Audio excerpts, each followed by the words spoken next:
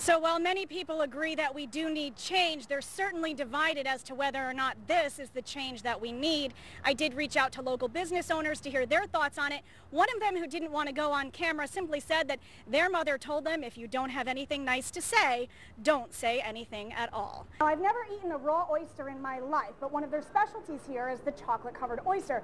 And George says I'm not allowed to leave until I try one, so here goes nothing.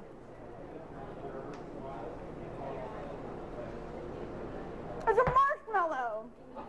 There's certainly a lot of buzz here on campus. However, head football coach Jimbo Fisher says that there haven't been any official talks as to whether or not the school will be making the switch. It's pretty intense, so there's a reason that those evacuations are in place. And I know that the bridge has been closed onto the island at this point, and so people that are here can still get out if they want. The fire happened here in Unit D5 at the Shady Knoll Apartments. The woman in D6 said she smelled smoke early Sunday morning. That's when they discovered it was coming from next door. Now an exclusive Eyewitness News investigation. The Florida Bar is getting ready to launch an investigation into a woman who they worry is offering legal advice to people affected by the BP oil spill. Eyewitness News reporter Jacquie Slater met with the Florida Bar earlier today. She joins us live in studio with her findings. Jacquie? That's right. Susan Hayden Daniels set up shop in Panacea last week. In town hall style forums, residents say she claims chemicals sprayed following the BP oil spill are making them sick, and that it isn't safe for them to stay in Wakulla County or work on the water. There's some of us ain't been back to work for 4 or 5 days. We don't want to kill nobody. We don't want to sell nobody no bad seafood or eat seafood or get any more of this stuff on us than possible. She was basically warning people about the chemicals that are being sprayed over our waters that is going to kill us within 5 years. I mean, she had us terrified. Susan Hayden Daniels set up shop in Panacea last week. Through word of mouth, residents heard about a woman promising to help them in lawsuits against BP. Most of the people attending the meetings are commercial fishermen. Daniels says around 50% of them have difficulty reading or writing. I help them fill out the claim forms for this BP oil spill. I take them to the hospital when they're sick. Some people at the meeting began questioning the legality of what she was presenting them. On forms Daniels hands out, she says she's with a group called the Mediators out of Jupiter, Florida. She also handed out forms saying people would be represented by Brent Kuhn and Associates, a law firm based out of Texas. A call to the Florida Bar revealed Daniels hasn't been authorized to practice law in Florida since August of 2011. I confronted Daniels at one of her meetings. I came here to help the people. So I have not done anything wrong. So you're going to say that this paper did not come from you? Ma'am, I have not, with all due respect, I have not given legal advice, tax advice, or medical advice. You didn't tell anybody how much to write down on these forms? I beg your pardon? You didn't tell anybody to write down $250,000 in lost wages on a form? I talked to every person individual. She did not talk to people on an individual basis. We were all in a room as a group, and she stood in front of the group as a spokesperson. She told everybody that it doesn't matter what your address is, make sure you have Wakulla County 32346 on there. She told us exactly what to circle. She told us to put as our estimated lost wages would be $250,000 or more. The Florida Bar said based on the forms Daniels is handing out, she appears to be presenting herself as legal representation. You can't do that in Florida unless you are a member of the Florida Bar in good standing. And so it's problematic that this contract, you're contracting with someone for them to provide you legal services that they can't provide. Some residents are concerned Daniels is creating panic. She's come in here and she's told everybody, oh, because you've got a laceration on your arm, oh, that's due from the water. You're not going to get healed up. They want other people that were at the meetings to think before they sign over their personal information to Daniels. I believe we're going to get help, and somebody's going to come through for us, and, but I don't think she's the one that's going to give it to us. The Wakulla County Sheriff's Office has issued a warrant for Susan Daniels' arrest.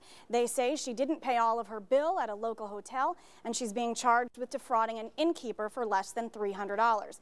Anyone with information on her whereabouts is encouraged to contact the WCSO. Langston for sheriff. Everywhere you go in Wakulla County, you can see these signs. One concerned citizen said that he wasn't following the rules when he filed his petition to run for sheriff, and I was there today as she filed her formal complaint. The limestone gravel here on the roadways in Wakulla Gardens was put here to help solve flooding problems. Now people that live here say they're concerned for their health, and they think commissioners are just kicking up dust. Most people in Wakulla Gardens bought into the neighborhood before the limestone gravel was put down. Before that, the roads were dirt, and that meant major problems when it rained. Flooding, people couldn't get in their homes, ambulances couldn't get to the homes, fire trucks couldn't get in, we were having folks stuck, so therefore the best thing to do is put 57 stone in. Now residents say maybe that wasn't the best solution. I think a year later we found out that the dust, the byproduct of the rock, has become more of an issue than what we had before.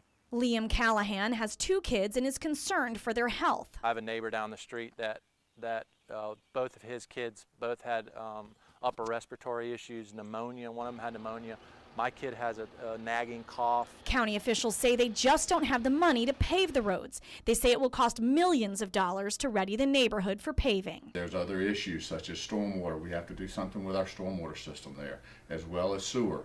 Those need to be installed prior to any paving. Edwards said officials are aware of the problem and are working on a long-term plan to help modernize the county. Should we have initiated it sooner? Probably, but we're initiating that now, and that in the long term, over the next 5 to 10 years, we will be taking care of these problems one by one and update the counties. Callahan says residents heard about that 5-year plan 5 years ago.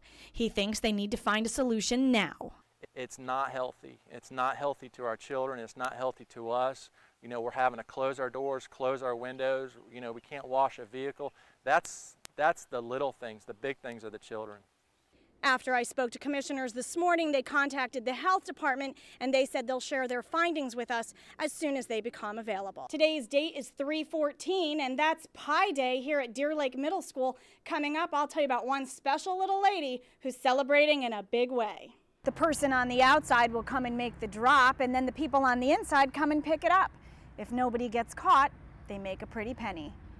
The case involved a 13-year-old girl from Baker County. Earlier today, I spoke with District Attorney Joe Mulholland, and he said South Georgia has never seen a case like this before. 3.141592653589793238466. Julia Jin has set a new record at Deer Lake Middle School. She memorized the most digits in the number known as pi. Pi is the circumference of the circle divided by the diameter. The school celebrates Pi Day every year. We have a contest, and every student who can memorize at least 100 digits gets to pi the person of their choice. I thought it would be a fun challenge, and I wanted to beat the school record, and I was curious to know how many digits I could memorize.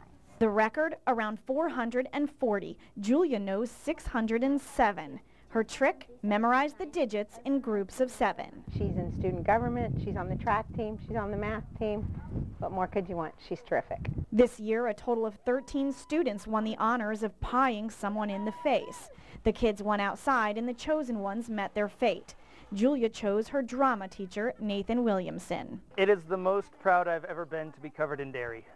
Then it was back inside where the class with the most memorized digits ate pie.